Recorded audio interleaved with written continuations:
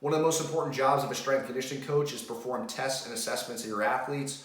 What is the point of it? All it is a measurement of the progress that they're making in their training. So it's going to highlight all the hard work athletes are putting in. At the same time, it's going to hold them accountable if they're not making progress in certain areas of their training. It's also going to hold myself accountable because there may be some adjustments that I need to make, and it gives feedback to the athletes as well as myself. The next point would be, what do you test? Make sure that whatever you're testing is transferable to your sport. If you're a basketball player, doing a vertical jump test is going to carry over a lot. It's very applicable to that sport. If you're a baseball player, doing a 2-mile run test or conditioning test may be very challenging, but it's not really going to carry over to your sport that much because you're never going to do it. So making sure that it's transferable is really important.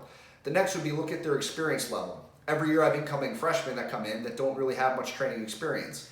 It doesn't make a whole lot of sense to run a ton of tests and assessments because it's not really going to tell me anything. I already know that they're not going to perform that well because they've never done it before. It's certainly not very safe if they can't lift with proper technique and proper form. And then third, it can be very discouraging to them because if you just start something new and then you're immediately told that you're not good at it, why would you want to keep doing it? There is some uses as far as creating a base level to see where they're at when they're starting versus down the road, but you want to make sure that you have at least a little bit of training experience with them before you do that.